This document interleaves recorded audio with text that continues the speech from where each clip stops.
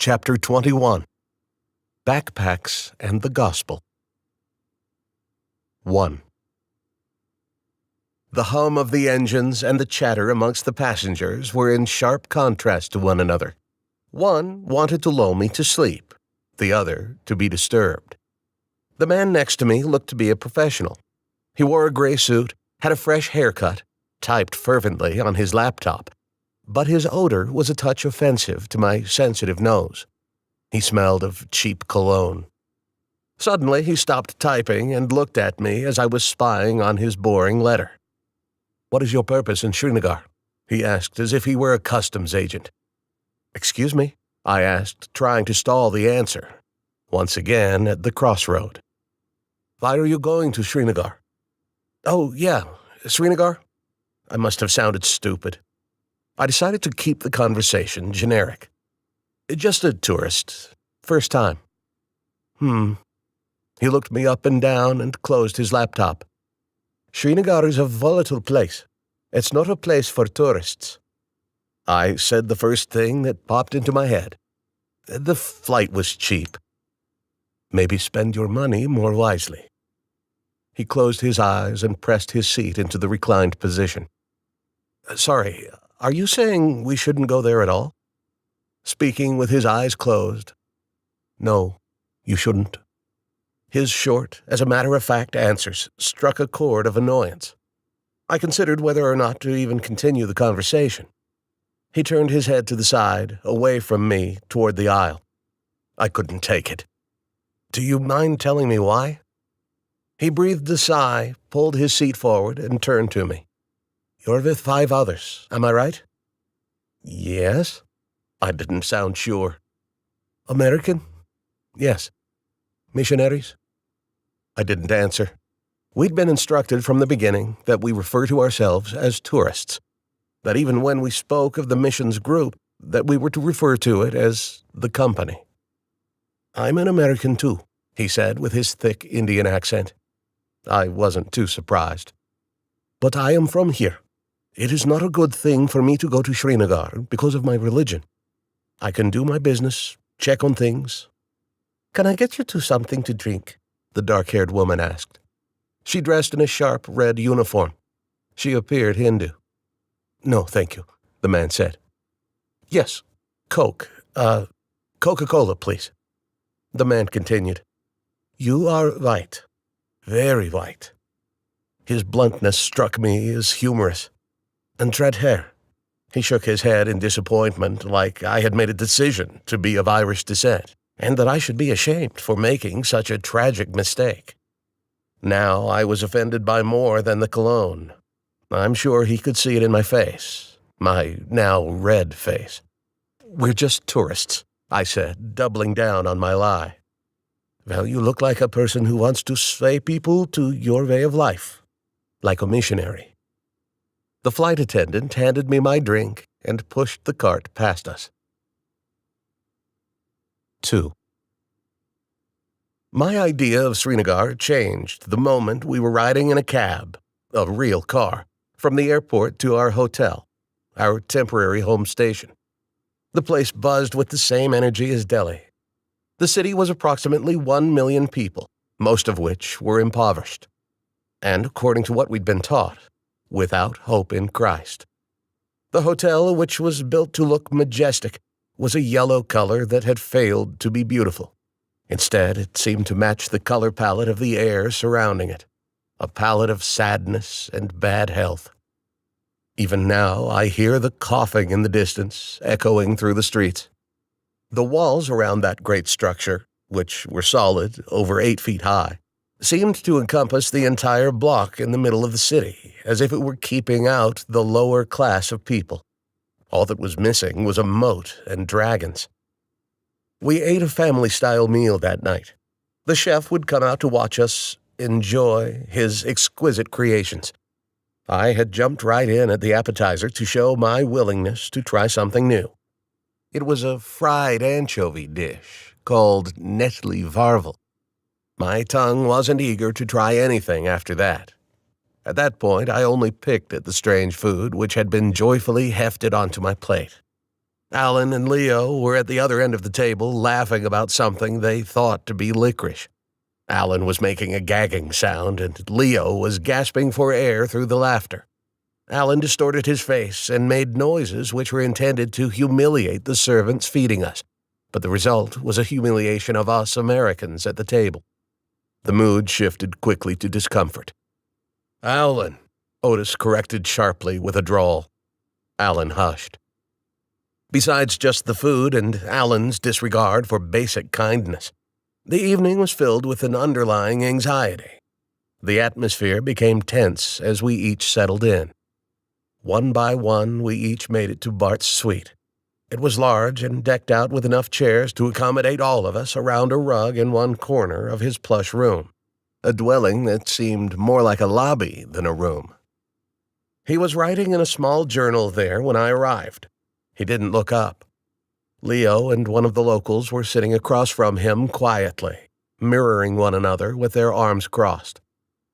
At a small oval table, larger than a coffee table, Otis, Dominic, and Alan were clustered together, speaking quietly. After I had sat, Billy walked in.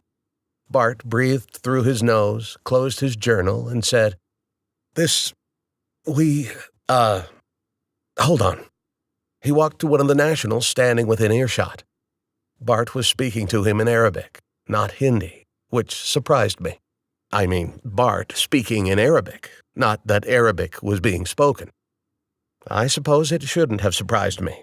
After all, we were encroaching upon Pakistan, or at least the line of control, which was into the mountains. The short national walked away, calling to one of the others who had been standing in the hallway. The two small men disappeared. I could hear commotion in the adjoining room. "Okay," Bart began, speaking with his knobby elbows into his ribs and his hands waving around to the side. The nationals walked in carrying backpacks, 6 of them in all. Bart spoke a couple words and they acted accordingly. Then they laid a bag at each of our feet. "Okay, I wanted to talk with you about this when you arrived, especially after the direction our Delhi meeting went. I wanted to share this with you before you arrived, but in the same way we held information close to our chest regarding how long we would spend where and our experience in the area. We kept this close as well, not to confuse you, but to protect you." We sat quietly, ironically confused. Alan lifted his bag onto his lap. "I have a short-term group here every 6 months or so. Or not here, but in this part of the world, Delhi and southward. But you knew that. Anyways, normally—" His eyes looked up, and his lower jaw poked out like it was nearly disconnected. I'd noticed him doing that a couple of times before, since we'd been there. "I just have the short-term teams engage with the culture. We usually see an attraction or two, as a tourist would, you know." He began to pace. "Sometimes we'd go on a prayer walk and let the Spirit guide us into a conversation. Normally, we'd come together in the evening before dinner to compare notes, to talk about what the Lord did that day." "So, what's the plan this time?" Billy said with confidence, but not with the whip he used before. "Yeah, so what's the plan?" Alan said with a nervous laugh as he unzipped the bag, looking down into it. The plan. Yeah, look after I tell you this different direction. If you decide you don't want to participate, no judgments, none at all." I was sitting on the edge of my seat. Bart continued. "These backpacks have in them Bibles?" Alan said as he was inspecting a book with Arabic writing. "Yes, and other things. You'll find some other literature in there as well. There's a Q&A leaflet about Jesus. The real Jesus, not the Jesus of the Quran." There was a rustling around the room as we'd each begun our curious investigations of the contents of our bags. "What's this? A cassette?" Otis chuckled, holding up the tape. "This is funny, even to an old guy like me." "Yes." He laughed with Otis. "Most people here don't have access to a CD player. Actually, there aren't cassette players everywhere either, but they are easier to find. Anyways, this isn't a good thing because people aren't willing to read. It's a good thing because this area happens to be highly illiterate. And that tape has a man speaking text from the Bible, of course, translated. Now, the Bible, it is a book they revere. They've not read it, but they do regard it as a holy book. Because the Quran tells them it's holy, Otis injected. That's correct. Kind of ironic, if you ask me, Leo said. Yes, Bart said, but it is revered highly by people here, so be careful how you talk about the Quran. The best thing to do is try and avoid speaking directly about it, but rather just use it to point to the Bible, to point to Christ. Point to Christ is what I remembered Peter saying the day he told me he wasn't going, that it wasn't his turn, that wherever he was, whatever he did, we're to point to Christ. Bart continued, giving us instruction of what was happening, that he would be following us in after a couple of hours in the morning. He didn't tell us why specifically, just that he was talking to one of the leaders of the underground church. My focus on the lecture was in and out. I was tired. I was nervous about the new plan. I was becoming fearful. So let's split up in groups of 2 or 3, Bart instructed, bringing me back from my haze. We split up throughout the suite to meditate on the scriptures and pray. Tomorrow was the big day. 3. My face was only an inch from the cold glass of the tiny automobile. The car belonged to and was driven by Salil, one of the 2 locals who took us to Anantnag. The landscape was rural, and a relief to my urban anxiety for a bit. We'd come to the occasional checkpoint, usually 2 or 3 guards per guard shack. Even though we weren't coached on these beforehand, it wasn't much of a big deal with Salil and the other local as our intercessors. The stops became a bit more frequent the closer we got to Anantnag. One guard shack in particular will be remembered warmly. The guards wanted to check our vehicle for whatever. They asked us to exit the car while they did their search, using a dog to search for explosives and telescoping mirrors to check from underneath. They made quick work of it. Salil was laughing with the guy who looked to be in charge. Then he turned and waved us over. We sat together on the ground, drinking tea together, and communicating as best we could with their broken English. Finally, we arrived at the town of our mission. We fell out of the car like a pack of circus clowns. The noise in the air was filled with sounds of more human population and fewer automobiles than was Delhi or Srinagar. But still, the level of noise was high with the people of the street and the marketplaces. 4. I ducked in defense at the loud crack, then a shrill-like call to prayer over the old Atlas speakers hanging from a pole just above our heads. The people, for the most part, continued their lives, but in respect of the time, without so much careless noise. I gazed beyond the top of the buildings. A minaret of a mosque marked the sky. Old sensations of the past, of Saudi Arabia and Kuwait, flooded in. Knowing that an imam wasn't within his designated place in the way for which it was designed, even from the beginning of their religion. But instead, he would have been found in another room, with a microphone, crying over the airwaves to convince the oppressed to bow down. "Americans?" asked the store owner, or owner of the space covered by tin and 2x4s. His goods all looked to be things that I didn't see locals purchasing, but perhaps I'm wrong. There were necklaces in gold tint, colorful scarves, and some sweaters stacked on tables. There were bracelets on a stand and a couple of boxes filled with goods, such as hair clips and other plasticky things. The boxes were cardboard and had been exposed to the wet weather for quite some time, as they were swollen, discolored, and warped. Yes, Americans.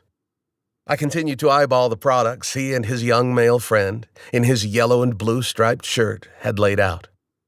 How on earth do these people stay in business? I thought. Initially, it seemed every piece of real estate available was taken by someone trying to peddle their goods. The business was the selling, not the buying. The old man held a scarf in front of me like Vanna White would have. I smiled, uninterested, and continued to dig through the boxes of shrink-wrapped garage sale junk. He still stood there, smiling. His face was dark and hard. "How much is this?" I held up a bracelet. 100.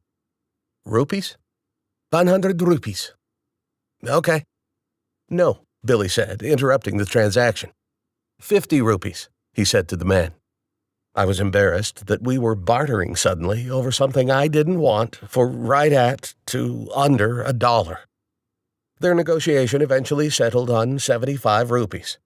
Billy began scanning the goods. I gave the guy a 100 and gave him the sign to be quiet. Thank you. I rolled the bagged bracelet into a ball and stuffed it into my pocket. We were each wearing our backpacks, but we didn't look like clones of Jonathan Edwards who'd arrived with the gospel upon a land in darkness. Instead, I stood, embarrassed to be myself, afraid to say Jesus' name to a store clerk who dickered over a quarter. "Can I give you this?" It was Dominic's voice. I turned. He was standing outside the imaginary bounds of where the shop entered the walkway that was saturated dirt, riddled with puddles of brown water. "What is this?" the man receiving Dominic's gift asked. "It talks about Isa. You know, Hazrat Isa. The man acknowledged respectfully, very respectfully, as a man who would have known who Jesus was, but also knew what Christians believed about Jesus. Perhaps he was one. "Thank you," he said, nodding toward Dominic as if he received a gift from heaven, and then looking side to side with a slight worry of what may come. If he'd only known that in the States it would most likely have either been outright refused or taken only to be tossed on top of a discarded last bite of an eclair bunched up in a crumpled paper doily. The scene gave me a burst of courage. I turned back to my new friend. The old man had vanished. The young man was standing now, tending shop. Billy had moved on. His experience was showing clearly throughout his dealings with Kashmiri people. But I recognized, too, that his face displayed the nerves I carried. And then I saw her. The woman I saw in Delhi. Not possible. The look in her eyes brought fear to me, but I refused to look away this time, for fear that I'd lose her again. "Billy." I took a step backward to see if I could see Billy in my peripheral vision. "Billy." "Hey, Billy." "Hey, Finnegan." His response was the tone of a mother to a child who was pestering for attention. "Billy, look at that woman." "Do what?" I could tell he wasn't even looking up. "That woman, Billy, just across the street." A cart and a dozen men walked by to the left and to the right. Billy stepped to my side. "Where?" Of course, she was gone, just the same as before. The pattern frustrated me. Great. I looked up and down the marketplace. "Is this what Alan was laughing about?" "Yeah, he was teasing that you're paranoid." "Was it last night?" "No, must have been the night before. Anyways, he was making me laugh. He was imitating you so well." Normally, I'd be entertained by the repeat appearances of some lady in black, but this little mind bend was beginning to have an ongoing effect on me. Then, with the laughing happening behind my back at my expense, I was less likely to share my Sasquatch again with anyone. "Hey, buddy," Billy said with sudden sincerity. "I'm suffering a little anxiety. I'm not sure why. Ever since we arrived here, can we find a place to pray?" "That sounds like a great idea," I said, relieved that I wasn't alone. We retreated toward an alleyway a couple of doors up. The alley was more of a shortcut than a retreat, as we saw that people were frequenting the way. The buildings weren't built on a block, as in a city block, but rather the buildings were constructed in a line. Thus, they were the block. The front of the building was along one street. The back of the building was along another. If the building was on the end, it had a street down its side. So we stood between two buildings, facing a pile of trash. "How about we kneel on that cardboard over there?" Billy pointed out. I watched two men as they walked past us. They were holding hands. their eyes turned down toward us, gazing upon the two white men on their knees in an alleyway. It's humorous, I suppose, the scenario. Some might say bizarre. But without insecurity, we soon became engrossed in the calling out to God, a supernatural commitment of commune. I opened myself spiritually that day, in that alleyway. I asked for help to believe and to finally have faith, a faith I was almost certain I did not possess. I asked that if I weren't already, He would save me, that I'd be one of His, saved by grace through faith. I knew His grace must be there, even with the buried pain, still alive and well, just below the surface of my self-diagnosed normalcy. That His grace and love were present with Nora and Cassidy in spite of me. With sadness, I have to tell you, though, that the thread of doubt did not break in that prayer. I felt as though I hovered just off the black floor of the ocean, which reminded of the cruel reality of death, the etched-in images of men, in the name of American patriotism, scattered for miles across the Kuwaiti deserts. Then there was a picture of which I'd never seen, but still remember as if I were aware of the moment. Troy, ending his life, hanging there, alone. I hated even to consider what I may have been doing at the time he took his life. The phone call that came on the stormy night that Mom and Dad had perished. All these things, death, they should have served as a warning, as part of the picture of His grace, that it's there if we'll take it. But visions of horror only helped my desire to avoid death. I heard Billy's voice. Amen. My eyes opened. I was still face down. I'd leaned over, placing my face into my hands, elbows and forearms carelessly resting in the wet pollution. I straightened up. Tears had moistened his face, Billy's. What had broken his heart, I thought. But the empathy upon his face told me that he was responding to my brokenness, to my prayer. We stood, now with clothing covered in mud. The quietness gave way as the sound of oppression woke. Billy just nodded as if he were answering a question I didn't ask. A directive pat on the back indicated we were walking back out into the street. Finnegan, I think we need to split up. We're supposed to stay in teams of 2, I said, disagreeing. I just think we can be more effective one-on-one with people, rather than in teams. We're drawing too many looks. I knew the looks he spoke of. That's probably a good plan, but we need to stay on track. According to the map, not crossing paths and all that. How about we continue walking that way, but I'll be over there. He pointed to the other side of the street, across a mass of black hair and the occasional burqa. Just be sure we can always see each other and that we're going the same direction. All right. The meditation had given me nerves of steel, at least for a time. I swung the bag off my back and grabbed a couple tapes. I looked up. Billy had already begun his journey to the other side. I was waiting for Billy to begin preaching in an open-air type of way, casting out demons and healing the lame. He didn't do that, but I did see him reach out and start a conversation with a stranger. I looked in the direction we were to walk. Just as I adjusted my shoulder straps, I saw a familiar face.